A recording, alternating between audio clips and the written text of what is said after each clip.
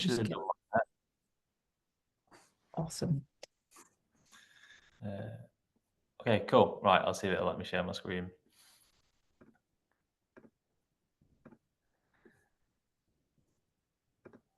Awesome. Yeah, we can see it. Can you see that? Oh, I can't see you like now. So have you got the new Zoom? Because I think the new Zoom doesn't actually allow you to. So at the top, if you kind of click meeting, it allows you to see everybody. And then if you click the actual meeting, then it brings your screen up. But I'm not sure if that's just for the viewers or just if you can actually do it as well.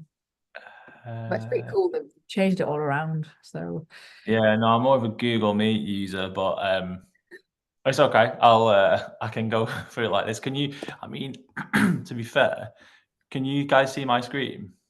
yeah, we can see your screen. If there are any questions in the chat and stuff, if you can't see it, we'll flag them up. Perfect. Awesome. Nice. So shall I crack on? Yeah, take it away. Cool. So yeah, my name's Kieran. I'm the sort of co-owner and director at Dead Pixel Films.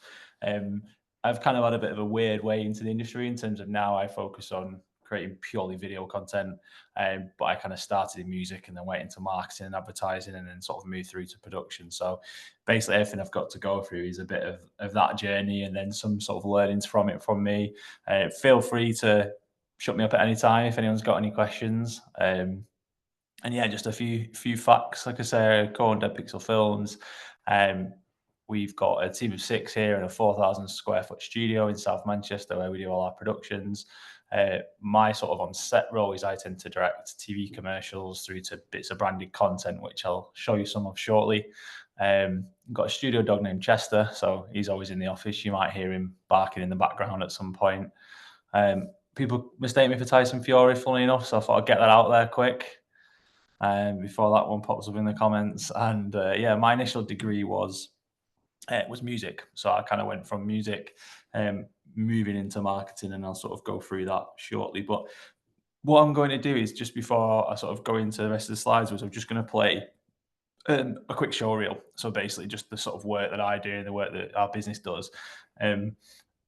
Hopefully the audio will play. If not, you might just have to watch it and I can always send this through later. But yeah, it's only just over a minute long, I think. So I'll play this now and then I'll carry on if that's all right. Perfect. Okay, places everybody, let's go to the table. Why is it not showing properly? Yeah, Kieran, I think we've got the opposite issue. We can hear the audio, but we can't see the video. I don't know how that's happened. I don't think your slides are moving. So if I think on Zoom you've got a tab for everybody else, and then you've got tab for your presentation. I wonder if it's just a matter of clicking through those two. Yeah, so on my Zoom, all it's showing me is it's kind of taken over on Keynote, so I can't see Zoom anymore once I'm presenting. I'll tell you what might be. I mean, we can just skip it if you want. I mean, if it's easier. If you want, you can share the link here, and then one of us can share the screen, and then we can all watch it together. Yeah. Yeah. Well, I'll tell you what I can do because it's on. Yeah. So I'm just dropping it in the chat now.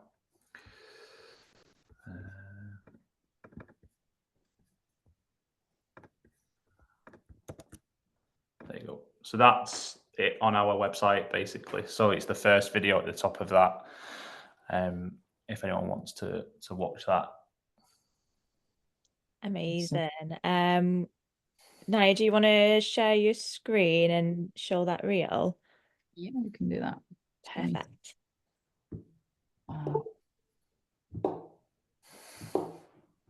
Share my screen. Just this top one?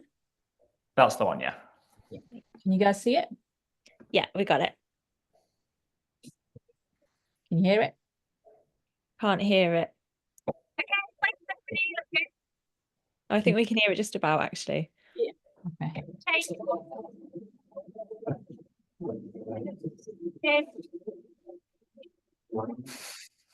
Hey, what's that? Speed? Okay, great. So you ready?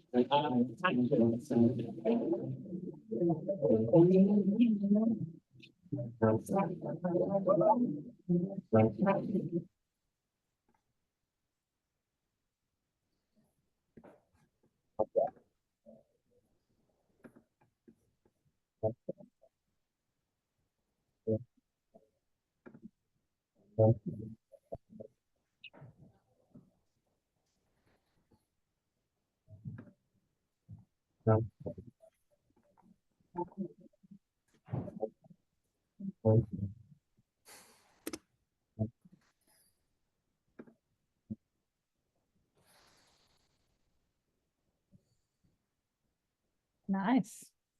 Oh, amazing. Yeah, we didn't get the audio unfortunately, but those visuals are really impressive. Thank you for sharing that. Yeah, well, I'm gonna say hopefully you get a bit of an idea from that what kind of stuff we do. So cool. Shall I share my screen again to go Yeah. in the rest of Give it? us a shake.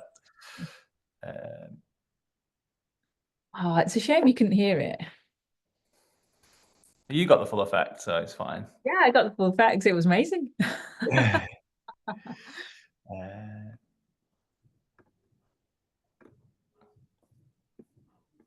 Okay, perfect. Can you see the screen that says my journey?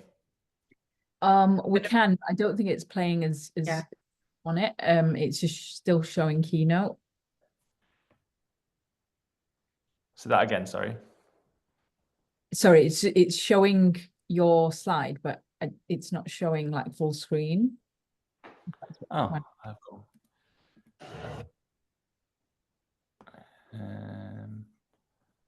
So I'm in present mode at the minute. I've got it full screen, but I can't see any of you guys. I'll tell you what I'll do. Sharing the right screen. So have you selected the right screen, which has the Yeah, so I go window and then you got it now? So when you press play, it doesn't show full screen, it's just showing the actual slide. Right, okay. Just do it from the slides if you. Yeah, if you can see it, can you see the sort of full slide if that's? Yeah, we can still. Yeah, that's perfect. That's good enough. Yeah, perfect. Okay, perfect. I will do that then. That's not a problem. That actually makes my life a little bit easier because I can still see you guys now. Okay, perfect. So yeah, like I said, my journey really started in music. So I was at uni 2009 to 2012, which I keep feeling like it's 2 minutes ago, but half of our team keep reminding me that I'm really old. So I'm not that old. But yeah, my degree was in music tech, and I kind of, as part of that, I had to produce a lot of music recordings, sound, things like that. But one of the modules was doing sound for film. So we'd get given an excerpt from some footage and we'd have to do all of the Foley for it. So 90% of sound in Hollywood films is done after the fact. You rarely use sound from filming because you've got the generators and various things in the background. So I started to take an interest in making videos. And I set up a record label when I was at university. And kind of got quite into the marketing side of that. So I'd make music, we'd sign local artists and DJs, and then we'd make a lot of content to sort of push it. And we had music on various platforms that was downloadable. Like most student projects, it didn't really go anywhere after uni, but it kind of, I found a bit of a passion for marketing and making content. So then after I left uni in 2012, I got my first job, which was with Tesco Opticians, basically creating video content. So I was sat in a little office in Altrincham making video content, basically going around the country, filming little bits, had no idea what I was doing, just kind of winging it a little bit. But it was more on the content side. So I wasn't a video creator per se as my job role. I was a content creator and social media exec. So that was kind of my first job really. And then my second job in 2014, I kind of moved towards agencies. So rather than working directly for the brand in their team, working for a marketing agency, an ad agency called JWT in Manchester. So they were quite a big company. I and I used to work on various brands like Saurine, John West Tuna. They were kind of like the ones I'd started out in my career making content for. Did that for about a year, and then kind of realized it was in that boom really. 2013 was when people started to really use Facebook for marketing purposes. And started to do, like the older people that are on here will remember, like liking pages and competitions and sweepstakes and things like that to win stuff. So it was kind of around that era. So in 2014, as that was taking off, I kind of realized that the agency I was at was very much focused on TV and large campaigns, and they would just take a copy of the TV ad and put it on Facebook and kind of hope for the best. So there wasn't really many marketing teams or digital teams like there are today, or like all the stuff that you guys do at Basecamp. It was kind of just getting going. So I set up a company later that year on my own. I think at that point I was 23, something like that. And I called it Colossal Creative, which was little business cards there it's the only picture I've got from that era. So that's when I used to go into various companies and marketing agencies and sort of be their social media person, which led me to be quite strategic in how I do things and working out how we do things, because every agency had big creative teams. But at that point, no one had anyone that was saying, like, this is how you should do it on Facebook and Twitter at the time. And Instagram wasn't really a thing at that point. So then I became quite strategic in the way I'd approach content and move more towards a strategic role, where in 2015 I merged my company in with a larger company called Shoot the Moon that are based in Manchester, which are an agency.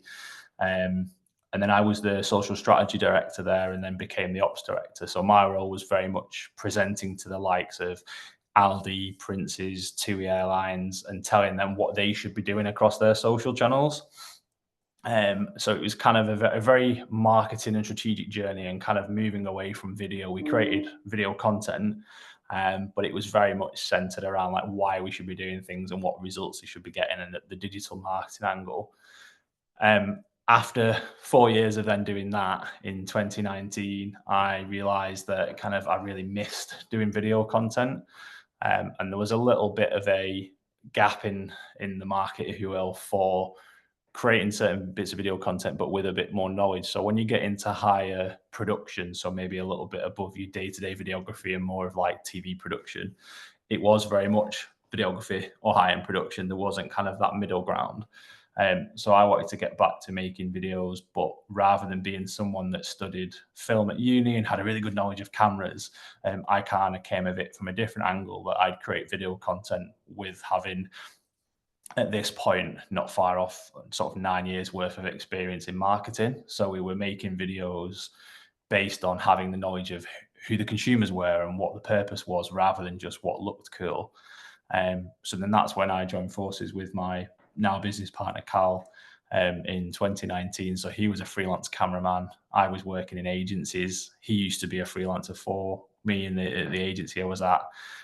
So we got together for Dead Pixel, which is kind of what we do now. We've been doing that since 2019. So we purely do video and a bit of photography, but we don't offer marketing or anything like that. We just do video, but with a good knowledge of why we're doing it. And I think one of the things that I've kind of, through that journey, that started to stand out, especially in the last couple of years to me, and a key learning, is that video sector is really one of the only areas that's evolved.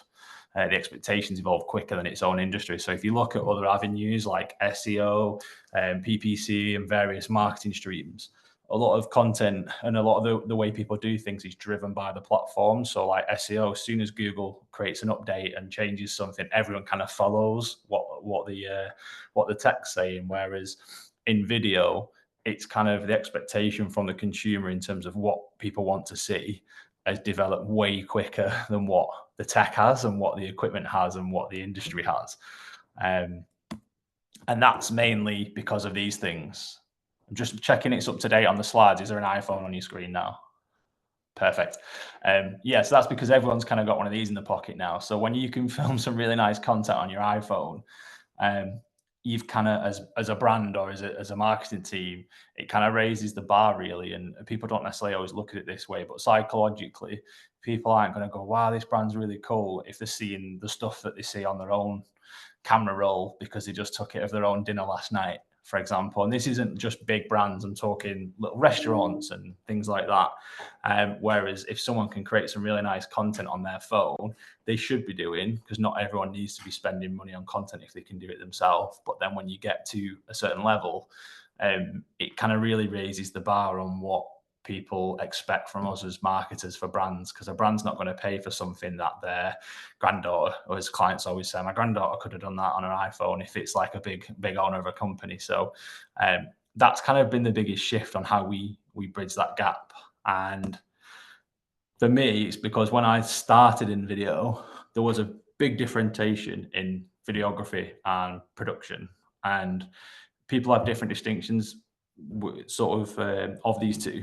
My distinction of it is that videography, they're both very skilled avenues, and it's not that like production's really high quality and video's low. It's different, very, very different things. So in my mind, videography is something that you're filming that already exists. So if I'm a videographer and I'm going to an event, a wedding, something like that, then that thing already exists. So whether I'm there or not to film it, it's still going ahead. So I'm capturing something that's happening, or a product that's already there and already made and ready to have a video made of it.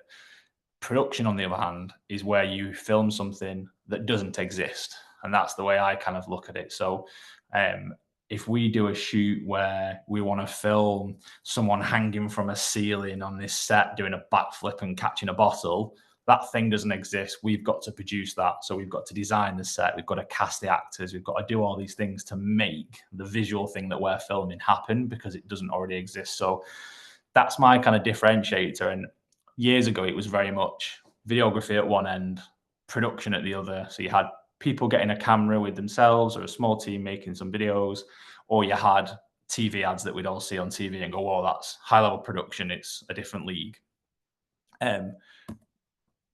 In my mind now, they kind of cross over a lot. And that's because of the rise in technology with iPhones and so on. That's also then because of the likes of various camera kits, so the cameras we own. We own what's called a Red camera. So it's the same family of cameras that they shoot Peaky Blinders and Marvel films on. It's £35,000 just to buy the body of the camera without a lens or anything on it. So that's become more readily available, that kit, to buy now. So it's kind of bridged that gap, and that's kind of where our company, but my sort of journey, fits into that middle ground, in that we can film something that is still classed as videography, but do a bit of a more of a collaborative approach, because we've got a wider team and it's not just one person. Or we've kind of made production more accessible to brands that might not have that much to spend and might want to just test the waters of TV. Because you'd always have to get in a big name director, hire all the equipment in, do everything, and hire this big production crew, whereas we do a lot in-house now. So I would direct it, my business partner would shoot it. We've got all the lighting and equipment on the other side of this wall, and we've got a studio downstairs, so we can bring production and make it more achievable. So it's kind of made that gap a bit closer in my mind, if that's all making sense so far. I'm seeing a couple of nodding faces, so I'm hoping it is. Yeah. So then that's kind of, like I said, where we slot in. So this is the team sort of that we've got here at the moment. We're quite lucky in that we have, as you can see, quite a female heavy team. It's just panned out that way with us, which is cool. There's not many, especially on the like videographer role, like Hannah, there's not many female videographers in our industry, and it's great that we're seeing that mix increase. And I think our team at the minute is very, it's very self-sufficient in that we can do some projects. Like just last week, we've just done an advert for Mr. Kipling for their mince pies for Christmas. And we shot it between myself and Carl. Daisy, our studio manager, is a bit of a stylist, so she can style. Jazz will produce it. Kate will edit it and do the grade. And Hannah was a camera assistant as that as well. So we've all touched that project, not needed any external resource, not needed to be at the availability of any freelancers that aren't involved in the project in the build up and then just turn up on the day. So that's great. But then there's other projects where there'll be 20, 25 of us, because we'll need makeup artists and we'll need other people that we'll bring in. But this kind of core team we've got now allows us to act almost like an in-house content team for different agencies and for different brands. half of my work comes from brands and half of it comes from directly from agencies as well. So there's a bit of a mixture on there of some of the brands that we work with quite regularly. Sorry, I was going to sip. So, like I say, majority of these ones are all direct. We tend to not do much corporate work. There's nothing wrong with that. It's just not our skill set, and it's not my skill set. It's quite a hard thing to do, and it's a different way of thinking with piece to cameras and things like that. Whereas my background's a lot more of FMCG, which stands for fast moving consumer goods. So things like cores, various products like beers, crisps, snacks, and stuff like that you see in the shop. We take a product and we try and make it look sexy through the use of different visual mediums. But then we also get asked to do things for like Subaru on there, where we recently went to Austria, shut some roads down and shot a commercial for a new Subaru car, which was a lot of fun. But that's because we're specialists in that stuff, which is something I'll come on to shortly, actually. Cool. And then there we go. So those are the 3 areas we tend to work in, and that's kind of where my expertise lies. If someone comes to us and asks us to do something that's like super tech or like an Apple ad, we can have a good crack at it, but we're the first to say that it's not necessarily our specialism, and that's something that I believe is quite key. We've worked with a lot of people over the years, and for me, I think it's quite important to, I wouldn't say have a super niche that you only do one style of work, or if it's marketing or content or whatever your sort of area is. But for me, being a specialist in these sort of 3 areas means people come to us for that. So very rarely do we have to sell ourselves, or do I have to pitch to someone and say, oh, I'm really good at videos, can you work with us? It's kind of a given that if you're going to work with someone, they expect it to be good quality. The bit that we get is a conversation around, okay, we've got a car that comes under sports and automotive a little bit. We've got a car, how do you do it? And we've got all of the right equipment to safely harness Cal and hang him out the boot of a car when we're flying around a mountain. So that's why we get the work, because we have the knowledge of how to do that work in that area. It's the same with food. Sometimes we're doing an advert and you cut an apple open under slow-mo cameras, you need a lot of light because the frame rate's so high, so you need a lot of light on the shot. And if you put a lot of lights on and you have an apple and you're arguing over the shot for too long, or the client's deciding whether they like it or not, that apple will oxidize and that'll go brown. So then you start to have a pretty, I was going to swear then, I'll try not, a rubbish looking apple on your set. So it's little bits like that and that foodie knowledge that if we're coming up with ideas, we do so in a way that we know, okay, we've got this amount of time, or we can't do that with ice cream because it's going to melt before we get the shot, but we can try this and we can fake it doing this thing. So one thing we did recently was, it's quite hard to get steam on camera. You need a really offset dark background to see the steam. So if you don't have that, one trick is we take a tampon and we dip it in water and wrap it in cling film, and you microwave it for about 5 seconds. And then when you open it back up and open the cling film, you get this really white steam that comes out. So we put it behind a mug and you get this lovely steam coming out of the mug. So we just use that for bachelor's cup of soup when someone's about to drink on the cup of soup. So it's having those little bits of knowledge that allows us to sort of get work in these areas. So that's why we kind of say those are our core specialisms. But then I like to sort of widen it out when we need other people. So this is a shoot we did not too long ago where there's 19 people in this in this shot. I think it's 18 or 19, including the client, but there's 14 production roles. So it's quite key for us, is knowing when to bring the right people in and when to work with certain people. And like a makeup artist, for example, worth the weight in gold if there's a lot of close-ups of someone's face, but then we don't do that. We don't need that every single day, that it wouldn't make commercial sense for us to have a makeup artist full-time salaried. So that's somewhere where I'm not going to get brushes out and start trying to be a makeup artist to save some money. That's where we'll bring the specialists in and bring people in. So I was going to quickly touch on some of these sort of roles. Is that useful and what they do? Yeah, definitely. Yeah, absolutely. I've just put a comment in there saying, is the model the pooch? One of, yeah, the pet model, yeah. Yeah, so that is, yeah, so I couldn't see it on my screen then because I've got the guys up there. But he's Freddie, he's a great model. We've used him about 4 times now. And he's a trained dog, comes with a handler, and he earns about £1,000 a day because he's very good and very expensive. Yeah. So yeah, I'm in the wrong game. But it's in terms of some roles on here, we tend to have, so there'll be like a producer. So the producer's role is often organization. So when you've got this many people on set, time is money. So the more time we're taking not filming, the more time we're wasting, or daylight, or in this example, this was for Shipyard. It was a beer commercial, and it was a sort of a fisherman getting off his boat, walking down the pier with his dog and cracking a tin open of a Shipyard beer and having his sort of relaxing moment. So you can see the guy in the bottom left with the yellow pants on, that's the fisherman model, and then you've got his dog in the middle, the sort of actor dog. But because we're filming and we went and did our recce, and the clients say, yeah, we can just film at this time, and we were like, well, we can't because we're playing with the tidal times. So we're filming on a boat. We've chartered a fishing boat for the shots. We've paid for it in the time, but we've got a small window between the tide going out and coming back that if we don't get the shots at that point, then we can't get to the boat. So it's the producer's job to keep us on track and make sure that we're doing what we should be doing at the right times. And then that just allows us to make sure we're being quite efficient with what we're doing.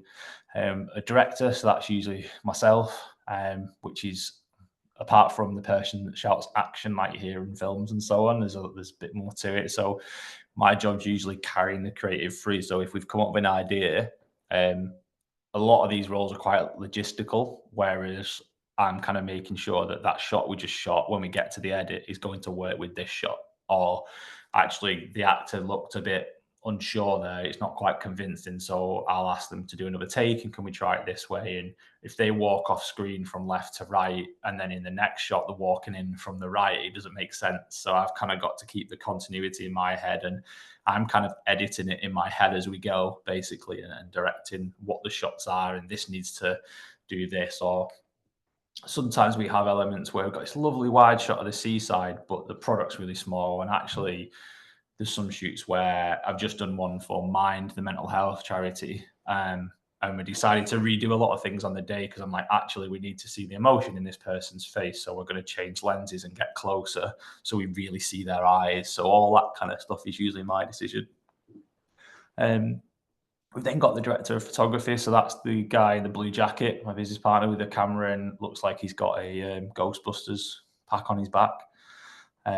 Which is an easy rig, which is holding the weight of the camera. So the director of photography is essentially head of a camera department. So when you get into production level, you have multiple people rather than just a videographer or a camera person, because it's a lot to think about.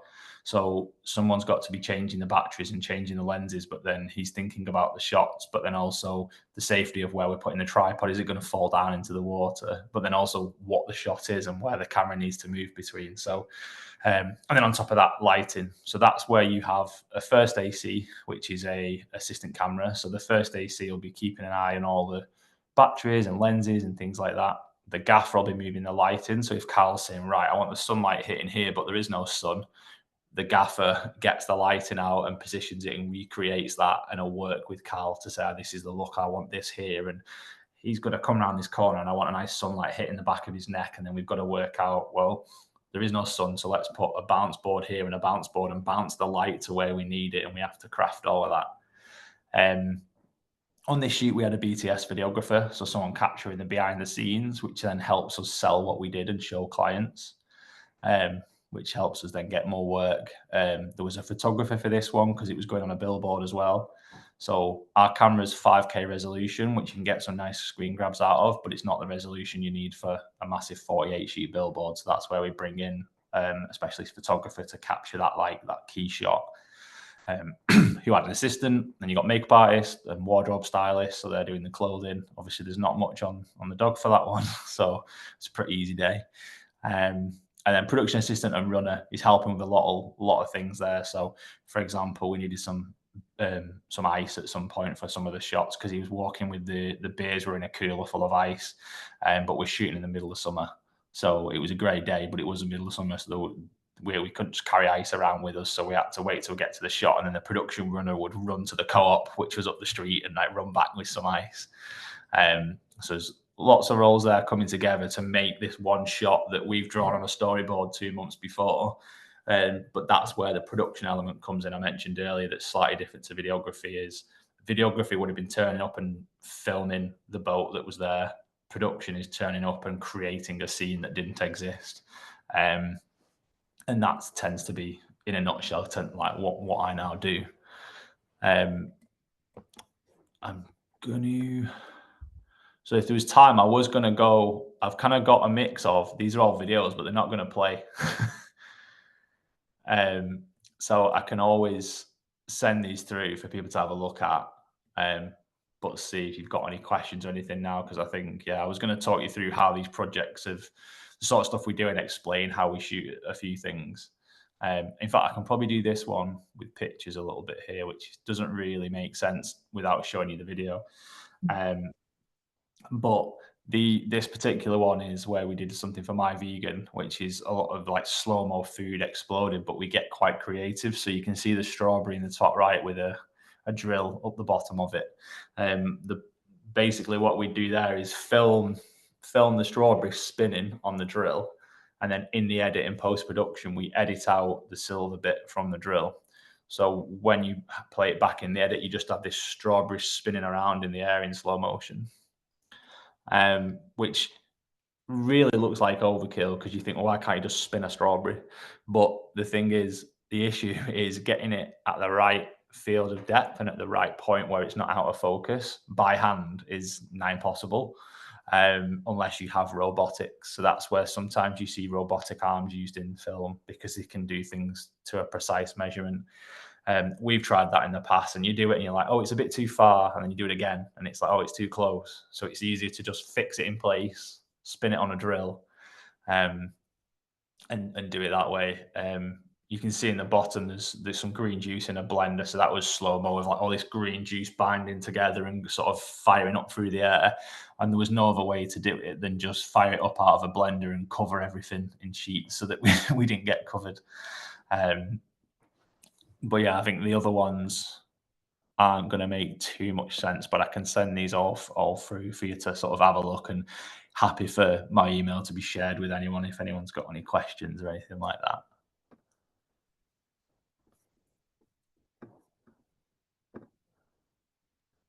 Oh, Naya, I think you just on mute there. Oh, wow. Such a rookie mistake. But yeah, thank you so much, Kieran. That's so useful, and you wouldn't think that there's so many people involved in like a production, right? Because I'm so used to creating content at home and stuff like that, and it's just this one person with a camera, but especially like a phone camera, and then there you are with like a whole team. So definitely awesome to see the behind the scenes there. Maybe we can try and play the videos. They might play on the slides. Oh yeah, that's true. Yeah, I think they weren't playing because we've got a few requests for to see the video. So I can play this one first. You might not get the sound. Can you see the strawberry? Yeah.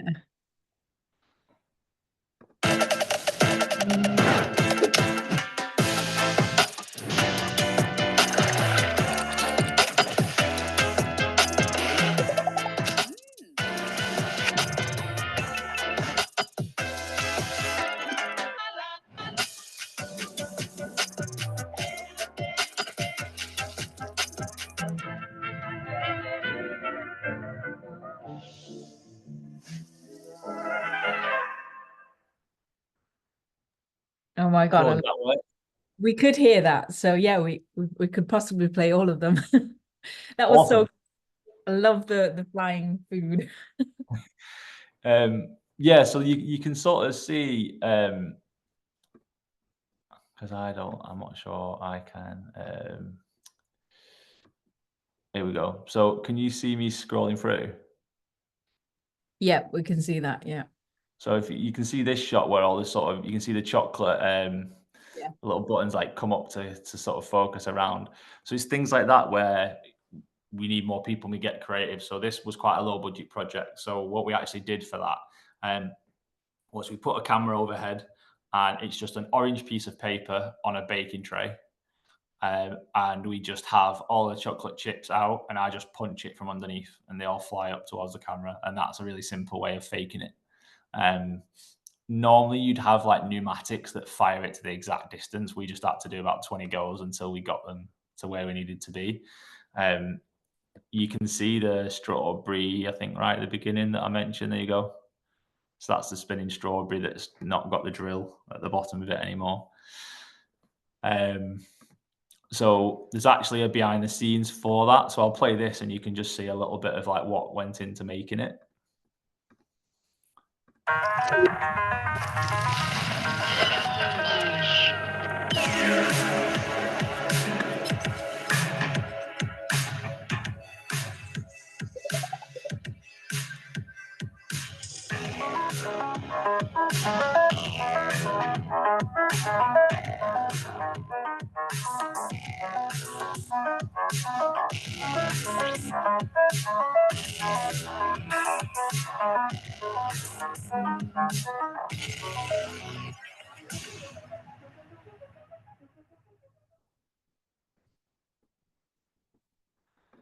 Awesome. I was then going to show you guys something that's slightly different. So there's kind of, I'd say, 3 different styles of content really that we do. So we have the sports lifestyle food in terms of sectors, but then in terms of types, you have your more commercial ads that will come onto what I would, and then you, on top of that, you have more like tabletop food product stuff, which is kind of what that was that you just watched. And then you have like the branded content area. So this is something I'll play with, slightly different style of content, where we took a UK racing driver, like an influencer basically, who's got a YouTube channel. And this was a brand that their target audience is petrol heads basically. So what we did was we took this guy to 6 different countries to teach him grassroots car racing, because he was a UK racing driver, to car racing in different countries. So he's never done it before, but they do completely different styles, like racing on ice, racing on mountains, in a forest. And he had a day to learn, and then he had to enter a proper race. And we filmed the whole thing and made a documentary series. It was like a YouTube series. So there was like different episodes for the brand to engage with their customers. So this is slightly different, because this is me and our sort of camera team running around Norway in a forest, filming what we can. I'm trying to direct and go, let's get him to do this. And then we make a story out of it later, because it's a bit more like live as it happens. So each episode's quite long, so I won't play them. They're 10 minutes each, 10 to 15 minutes. So this is like a trailer for the first series, which again, it's a piece of marketing content for brands to get in front of the right people, but it's a bit more like a longer form engaging piece.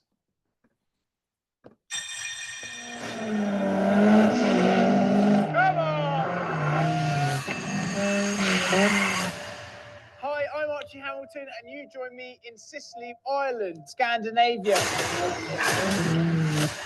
I'm trying my hand at something that I have never done before. I think he's absolutely to himself.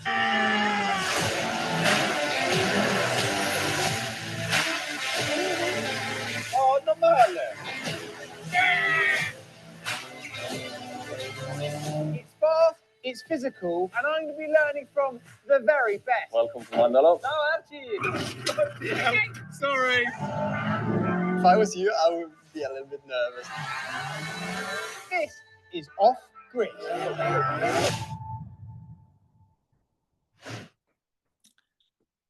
Cool. Yeah, so that's a bit different to the other style of stuff. You can see it's more episodic content, but still very much a brand marketing piece. And then I got 2 other things. So this is, you might recognize him. He's off First Dates. This is Fred Siriax, who's a bit of a celebrity. So this was more of an ad where there's a brand called G-Vine, which is gin, and they're a French brand that they make gin differently. So the idea is normally gin's made from grain, and then they add in the botanicals after to juniper and so on to make it gin. But the base of it is grain, whereas these guys use grape as the base, so it's a lot smoother. So their whole marketing thing is around unconventional, it's different. So they had Fred as an ambassador, and they had a day slot, and they said, right, he's given us a day to do a bit of filming. We want to do a bit of a wacky ad about how Fred enjoys his gin, and it's quite unconventional. So we did this ad trying to work with him and his agent in a small window we had with him. We brought our crew, some actors, people down to this house we hired in London, and we shot this. So I'll play this and then I can tell you some more about it. Drinking G-Vine is an invitation to enjoy gin your way. Let me introduce you.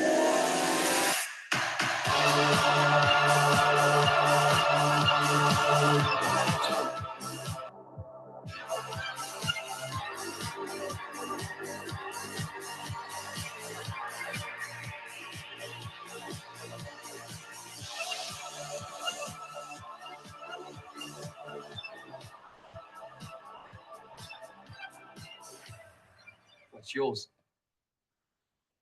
So it's a bit random, and trying to find, I think it was about 80 kilos of grapes to fill a bath for him to have a bath of grapes was an interesting one. And then the last thing I was going to show you was, again, completely different style project that we did. This is more of a behind the scenes with Life Fitness. So they're a brand that make treadmills and various running machines that you see in gyms, but this is their like really high end range. So they sell these to like Hilton hotels and so on. They're like 15 grand a treadmill. It's a bit crazy.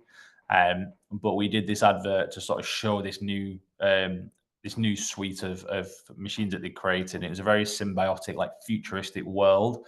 So we had a different studio. Ours wasn't big enough. So this was a 27,000 square foot studio that we hazed out for hours to get this like moody feel with the lighting, and created this. So I'll play this one for you.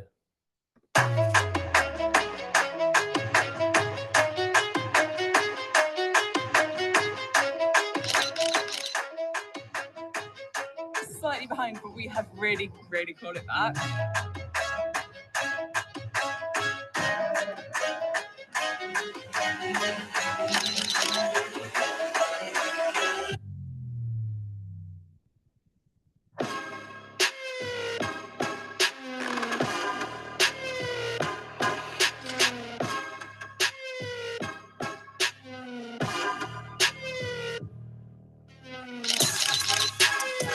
Still alive? Yeah.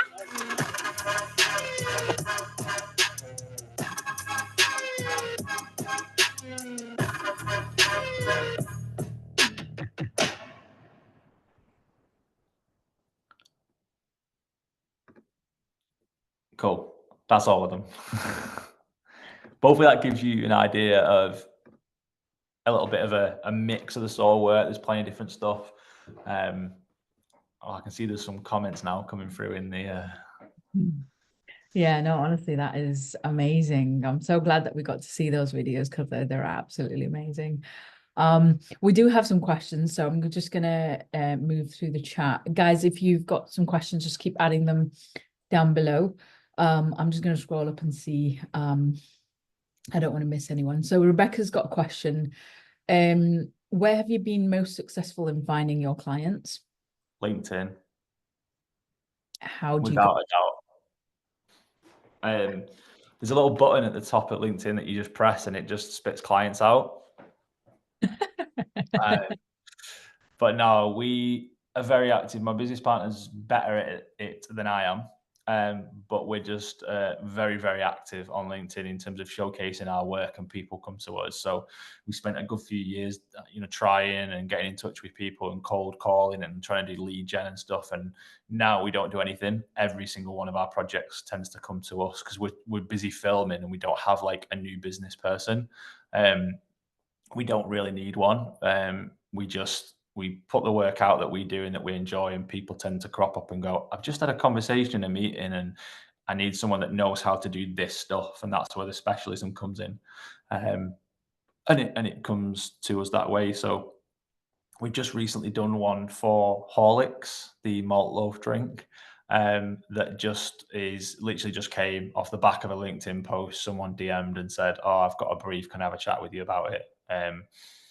Yeah, and that happens quite regularly. So I'd say 6% of our work through LinkedIn and the other 40% probably for existing connections.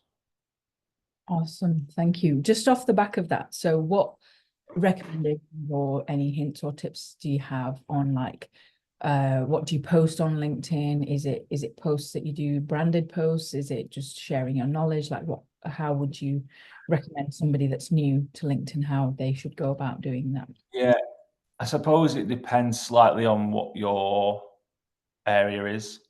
For us, and or even if it's not video, but anything in content, I'd say just create stuff and explain how you've done it. So most people I speak to go, I don't want to give all my tricks away because my competitors will see. They probably already know. They've probably just not got necessarily the time to do it, because I'm under no illusion that there are other companies in Manchester as good as we are, if not better. So I don't think that we're doing something no one else can do. I think the thing we do differently is we just keep doing it, and we keep shooting stuff. And on days where we've no client projects on, we just shoot stuff. Even now, we just shoot stuff for fun, and we explain how we did it. And how we did stuff outperforms every time the final product, every single time. So we'll shoot some amazing stuff, and there's like slow-mo of like splashes and like a drinks ad, and it looks amazing. And it'll be the post of a fish tank of us dropping a coconut in to get the shot of it in the water, that someone will go, that's really fun. And then that's the stuff that will start the conversation. A bit like some of the slides I showed you of the strawberry and things like that. So if it is marketing, design, branding, web builds, like anything, I think showing screen recordings of a process and things like that is what makes people go like, okay, you know what you're talking about, can I have a conversation? So that would always be my tip. And I think before we had the company we've got now and it was just me and Cal, we just spent as much time as we could shooting stuff. I wouldn't say for free, because it wasn't for anyone. There's a difference. I don't really do free work, but it was more for ourselves. So we just go to the shop and pick something out at Tesco and go, right, let's create an advert with this. And then we suddenly did it with, we'd never worked with slow motion cameras before. So we hired one, went and got a bottle of Whitley Neal off a shelf and made an ad for Whitley Neal with it. And we showcased how we did it. And then we got a brief off the back of that of someone going, oh, I need someone that can use I can use a slow motion camera. And then we actually ended up sending it to Whitley Neal and having a conversation with them about doing more work because of what they'd seen. So I would never go around and ask people, say, do you want me to work for free? But I would always do stuff off your own back. And if you want to send it to them, great. But I think just testing your knowledge and trying new things, whether it is even just, it's a bit difficult if you're like into PPC or something. But on the content creation, I think anyone with a phone in the pocket can probably create something. Yeah, that's thank you so much. That's really, really good advice. That is something that we do tell our learners as well. I've spoken to learners in the past as well. It's like, if you don't have clients right now, then just create a mock project and create something that you would create for an actual client. And then when you share that process, when you share the behind the scenes, then actual clients will see that, and then they might like it and they resonate with it. So that's really good. Yeah. Also, on top of that, I think it also means that when you do it for real and you get paid to do it, you've probably already ironed out a few kinks. Yeah, absolutely. Marie's asking, you know, the video that you mentioned about the boat one with all of the people that you had, the picture that you had, is that live? Is that something that we can see? The one with the dog and the yellow trousers? Yeah. So that, yes, that's on our website, and it's a project called Shipyard. In fact, I can just put a link to it in the chat right now. Oh, awesome. That would be great. Our website's quite old and we've got a new one coming, so please don't judge it. No worries, that would be really good to see. Gemma's got a question. Do the brands pitch the ideas for the ad, or do you work with them to come up with the end product? 50-50. So the best ones are the ones that go, I think the bigger companies know their limits, and they know that, you know, a marketing director sometimes is a great marketing director strategically, but isn't creating videos every day. So we find that some of the bigger brands will say, I need a video or I need a TV ad. I know I need that, and that's part of my strategy. Have you got any ideas? And those are great, because then we can come up with ideas, and we tend to put 3 forward and then refine the one that they sort of sit like move towards the most, that sits well with them. Sometimes we have people come to us with an idea and go, I've got this idea, I want to do it. and it'll either go two ways. We'll either go, yeah, this is how we do it, or we go, yeah, great. Do you know it's going to cost this? And then people might go, oh, have you got any other ideas? Because one thing with video as well, and it's the same with other bits of content, but especially with production, is the higher the cost doesn't necessarily mean better quality. I actually had a client the other day that said, I don't have that much money. Can you turn down the quality a bit? It's like, it's not a button on the camera that you just press and it makes it like less quality. So the production value, like when the costs go up, quite often it's money goes on screen. So let's say you're paying for our team, it's a very small project, and someone says, okay, I've got another £1,000. Well, that £1,000 might be going on the dog or the actor or the person that we're paying the model to make it more realistic and adding people in there. And then sometimes people want to have certain music made bespoke instead of stock music. So we often find that like the shipyard one was quite a high budget, but that went into paying to close off the harbour so we could film uninterruptedly, hiring the fishing boat, getting this health and safety permits and risk assessments, and all that production value costs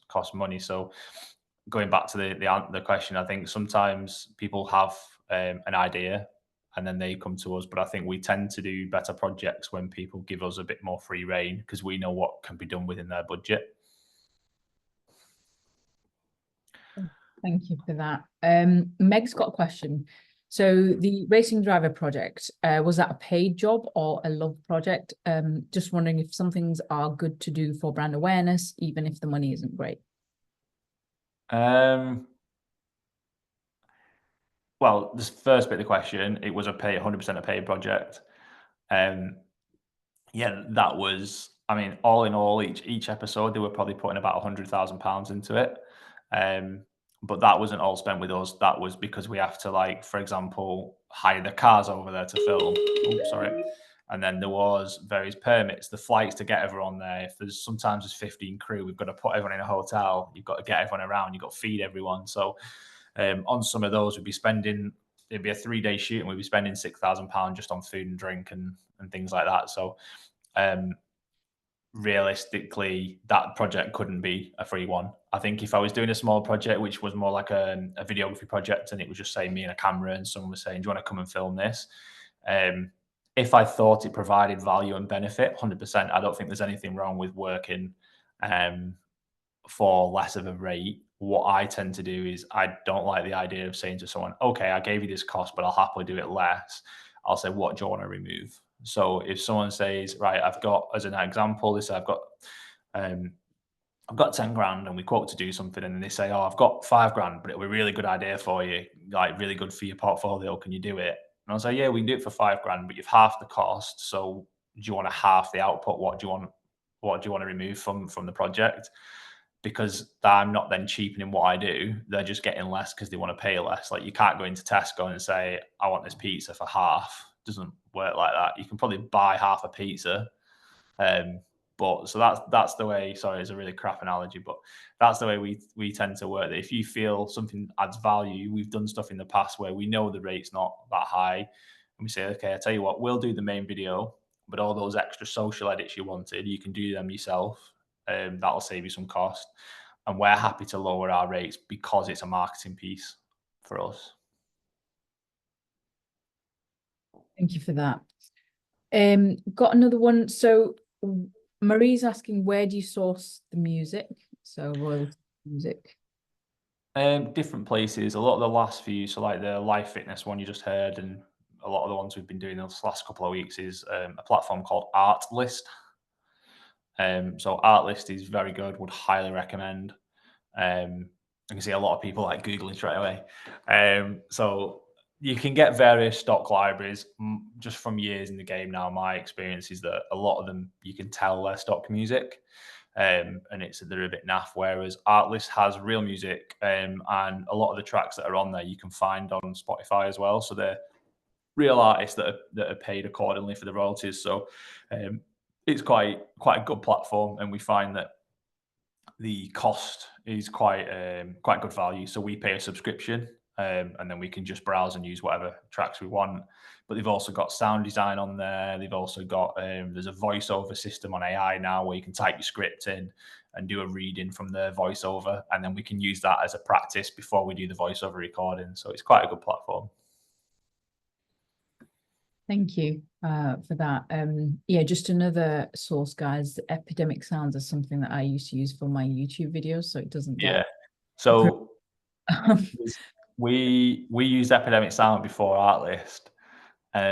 The reason we moved was because they had a bit of an issue where there was something to do with their license for work in the UK, and they had to basically, there's like a weird workaround that a lot of the projects weren't licensed anymore, so we had to switch. Okay. Yeah, I used it a couple of years ago, and it was like the going thing for like YouTube videos. But Yeah. cool. Let's have a look then. So there's a question from Charlotte. Any advice for going into business with someone else?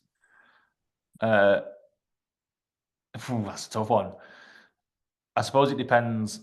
Someone once said this to me years ago: is do you need the other person? And I think not in like as in reliance on them, but when me and Carl went into business, for example, he was a cameraman and I was a creative, two very different skill sets. So he focused on one thing, I focused on the other, and we've crossed over, and now it's very different. We both do a lot of things, and sometimes Carl will direct and so on. If you are two filmmakers that both do the exact same thing, then sometimes it's difficult because then it's like, oh, well, who's doing this one? I wanted to do that one, and it's difficult. Whereas I think the businesses, from my experience and friends that I've got, that work best when two people go into business is when you both bring something to the table that the other values. Because then there's a value to that person. There's not a questioning of I'm doing all the work, what are they doing? So I think that's what I'd always say is if you are going to go into business, there has to be something that everyone brings to it. Thank you for that. Kieran, I'm just mindful of time. Are you still okay for a couple more questions or? Yeah. I'm absolutely cool. I've not anything on for like another 45 minutes. I'm cool. Okay, cool. It's just we've got a couple more questions in the chat. So Yeah, fire away. Nice one. Richard's asking, you mentioned your experience of working with cars and your shoot with Subaru. Could you tell us more? Yeah, so that was a project that it was through a creative agency. So they came to us with an idea that they wanted to shoot, and they just technically needed someone to make it happen. So we went to we've done a couple. The last one we did was in Austria. And we just have knowledge of how to work with cars safely, how to harness the cameraman in safely, how to capture shots from a certain angle low to the ground so you can drive at 20 miles an hour and feel like he's 60. There's various legal elements that you have to consider. We recently did a shoot for Hyundai for a new car, so we rented out a racetrack to film. But then you've got to think, okay, the coolest shots are when they're going really fast and we're close up to the wheels, but you can't go that fast in a consumer car on a 30-mile-an-hour road. So then you've got to have the knowledge of what legally can be done. The other side of it is like if it's going on TV, for example, something called Clearcast that some of you may or may not have heard of. So Clearcast is the legal approval system that you have to run adverts through in order to get onto TV. So, for example, if you make a claim like, 1 in 10 people do this, Clearcast will want the evidence to make sure that it's an accurate claim and so on. So there's various things through that you can't show something that's not in the DVLA driving code. So we know what we can and can't show with cars, which is very different. We've had clients work with people in the past that will film something because it looks really cool when they hang out the window or the roof and they go, yeah, I've got the shot. And it's like, but you can't use it because you're showing someone doing something that's illegal on British roads. So I think us researching that, and YouTube's your friend. We watch a lot of videos of what can and can't be done and things like that. And I think every time we do a car ad, we just seem to learn a little bit more. That was good. Thank you for that. Yeah, the insider information and knowledge goes a long way, doesn't it? Rebecca's asking, as all of your projects are bespoke, have you ever felt the pressure to add price guides or packages on your website? No, is the simple answer. Have I felt the pressure into? It's been a consideration over the years and conversations we've had. This is where you get more into, so probably separate to video and what we do, but just in general as marketing content agencies. Personally, I don't think it's the right way to go to have your costs on your website. And that's just from working in different businesses over the years and seeing it, because what you do is you limit yourself and limit creativity. If I say to someone, right, packages are even starting from most small business owners, when I say small business owners, it's because if I deal with a brand like Subaru, I'm dealing with the marketing manager that could be one of you people, and they're not spending their own money, so it's different. If I deal with the drinks brand from down the road, quite often I'm dealing with the owner and it's their own money. So if it says 5 grand on our website, they're going to go, well, your website says 5 grand. I'm not paying any more than 5 grand. But if that person says, well, I want a model because all your videos have got models. Well, okay, well, it's going to cost me £1,000 for the model with usage. Okay, well, I've now got 4 grand left. And then I've got to pay our staff and the editors. And then you come down to it and go, I've got 50p to shoot. So for that reason, and because it's bespoke, I wouldn't. If it's a day rate thing where you're PPC or a web developer and you're like, it's a flat rate that I charge this per day, then it's a bit different. I probably would. But when it's a project like this, which involves multiple people, we don't ever put prices. And it's not because we want to see how much we can get out of them. It's more because it's more so it doesn't end up costing me more money. I hope that's answered your question. Yeah, that makes sense. Mine was more from the perspective of like a packaging design. I'm basically a packaging designer. And I've been considering like whether I do need to put a from packages, but I feel like every single project there's so many different variables, even within packaging design. I mean, that said, so I mentioned earlier, I used to be an agency called Shoot the Moon, which they've been going 25 years or so now. Before I joined, I'd spent 20 years in packaging. So I've worked on a lot of packaging design quotes. And that's slightly different because usually it's an hourly rate or a day rate where people are saying, like, if it's a designer, they might say, I'm £90 an hour or this a day or whatever. For us, there's so many people involved that it's so hard to do that. So if I was a designer and I was quite happy to do that and publish my rates, I think that's slightly different because what you could tier the projects and just be that it's X amount an hour or a day. And then you can maybe, rather than a package, have typical, like a reference of something you've done and say, this sorts of project is between this and this. Anything like this or anything above, get in touch for a bespoke quote or something like that.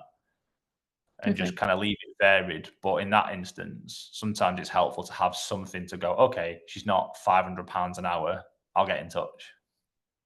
Yeah, that makes sense. Thank you. I've just seen, just because it's related, I've just seen a question about structuring payments. And when a lot of work has been done, we don't do a single thing until I have 50% of the invoice in the bank. And that probably sounds a bit scary. And I think some people are like, oh, well, the clients will just say we're not paying. Like, I've had so many clients that persist. That's not how they work. And we say, it's okay. I'm sorry. It's just not how our business model. You'll have to find someone else. And it's never gone wrong since. So if we do a project for anyone, we invoice 50% of the project, entire 50% upfront. And we make it very clear that before we step foot on set, that money has to be in the bank. Sometimes it can't be in the bank for us to actually start the planning. So we'll start the work, but we at least need it to be invoiced. So if a client says to me today, right, green light, we're on for the project, I'll get a PO if they deal with them and I'll invoice them, and our team won't lift a finger or start sending an email until we've invoiced it, and we won't turn up if it's not paid. And we say that to them, and it always feels a bit like, oh, they might go somewhere else or they might fall out with us. They never do. The one client that said they don't work that way ended up rewriting their contracts and doing as a separate one. People can move mountains if they want to get something. And so we do 50% upfront, 50% invoiced when we send you the first draft. That's a key one, because if you send it when it's done, if a client drags their feet and takes 6 months to approve something, you're waiting 6 months to invoice it and you're out of pocket. So what we say is, actually, we invoice you once we've sent you the first drafts and we've done our bit, invoice them with 30 days notice. And in theory, as long as they're quick on responding to things and sorting amends out, they should have fully done before they have to pay anyway. But then what happens there is, if a client's not paying you, then what you should do is basically withhold the assets. So we just say, that's fine, I can't send you the final files because you've not paid your invoice. And then they quite quickly pay up. Yeah, absolutely. That's a good one there. Just last question, and then we'll let you go. Do you do your graphic design and typography in-house or outsource the editing? all of the editing is in-house, so it's Kate. It's usually Kate or Hannah does it. We don't really do a lot of graphic design because we're more cameras, visuals. We like to do as much as we can in camera. The only time we use design elements really is when it's like end cards or graphics, or saying like head to our website at the end of a video. We tend to do a lot of stuff ourselves. I've got a bit of a design background as well, so I do some bits. On smaller projects where there's not a lot of time and budget, we tend to use things like Motion Array. Motion Array is kind of a bit like Artlist or Epidemic Sound, but for graphics, for moving graphics. So it's quite a good platform if you need something quick, like an iPhone spinning around and you want to drop their website in it as a almost like a template. Can save a lot of time. But yeah, we tend to do everything we can in-house, really. Well, pretty much everything. Just looking if I've missed any questions. That was we've just got lots of comments in there. Thank you. That was amazing. Amazing and useful information. But I don't think there's any other questions. Yeah, I've had a look through as well, and I don't see any other questions in there. I think they've all been picked up, so thank you. But yeah, like Naira said, a lot of good comments in there. You're getting a lot of love there, Kieran. So thank you so much for joining us today. It's really insightful. That's all right. And like I said, I'm happy for you guys to share my email if you need to, or I tend to use Instagram quite a lot for work, and I'm always like chatting to different creatives and saving stuff. So if anyone ever wants to just, I'm a bit of like a geek with stuff. So if you've ever got a question of like, how do we do this, or how does this work, just DM me on Instagram. It's just Kieran J. Edwards. Kieran J. Edwards, amazing. Perfect. Well, thank you for that, and thanks for that offer. That's really kind of you. No worries. Thanks very much, and yeah, hopefully see you all soon. Perfect. Enjoy the rest of your day, Kieran. Take care. Bye. Bye. That was good. Yeah, amazing. Right. So,